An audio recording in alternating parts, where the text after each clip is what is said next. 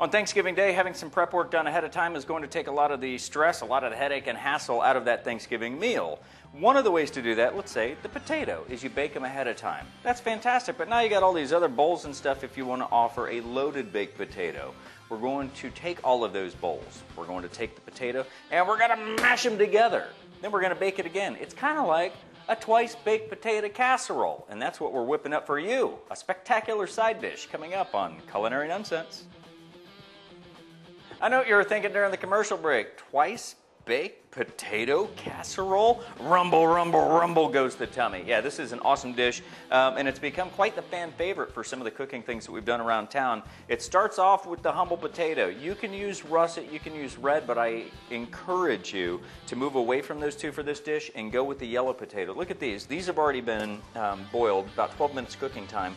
Look at how they already have a buttery kind of color to them, a little bit yellowy already. They're already tender, and because of that, they accept flavor pretty well, and they stay hearty, which means, you know, they've got a nice mouthfeel without getting too mushy.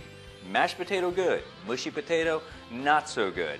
Very easy dish to put together. You just need some of the side items. So here's what we're doing. You think about a loaded baked potato. What kind of things do you like on it? Well, sour cream. Yep, we're going to add that. How about some pig? Oh, that's right. I'm talking about bacon. We're going to chop some up. And also, cheese over top. Everybody likes that. We're going to go with two types of cheese. We've got a very nice Gruyere and a Brie. Oh yeah, we're cheesing this one up, and then to finish it all off, we're going to add some herbs, and in this case, it's going to be chive. If you don't have chive, you can use green onion, but I encourage you also to try to shop out some chives.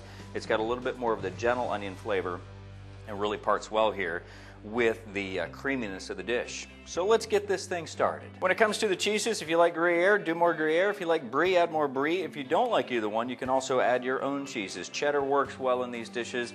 Swiss, any of the Manchego would also be a fantastic cheese to add to it. If you're using a cheese that is a little harder, kind of like the Gruyere here, which still, by the way, melts very well, you can use the old grater, the old standby, and this will allow the cheese to melt a lot easier, be incorporated really into your twice baked mashed potato casserole. And you see how it shreds very easily. Now if I tried to shred this, and you see how sticky it is already, the Brie, it's going to get stuck in these holes and you're going to spend a lot more time digging it out. So it's easier just to break it into smaller pieces. You can use your finger or you can use a knife.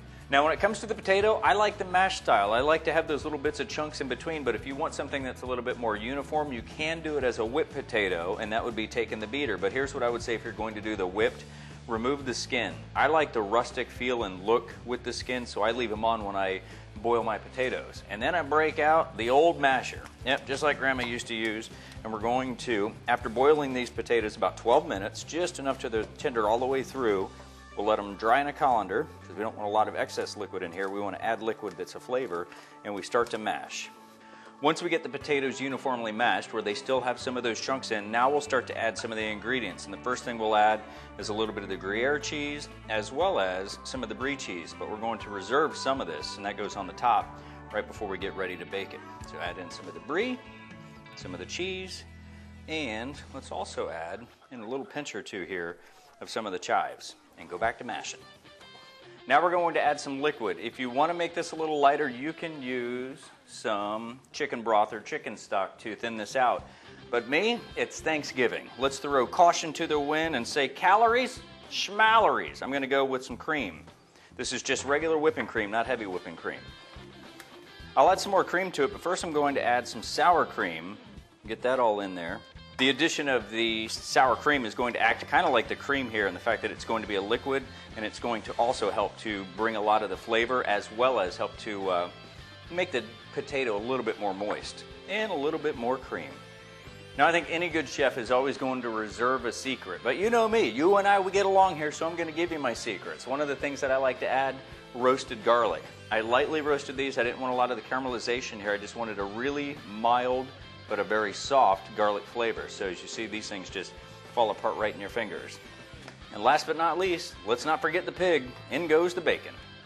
And I think that just about does it. We've got a nice uniform mash. We still have some chunks that are in there, identifying it as the real mashed potatoes using the old-fashioned tool here.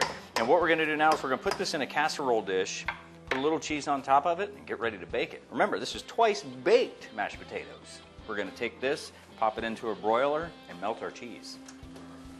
And how about that for a finished product? And look at this, a nice little crusty cheese layer on top. Who doesn't like cheese? I mean, for real, on your mashed potato. So we took the idea from a twice-baked potato. So this is a twice-baked mashed potato, although it's only baked once. It features yellow potatoes, and I encourage you to give those a try. A naturally rich, buttery flavor, and it really does lend itself quite well to the mashing, as you can see.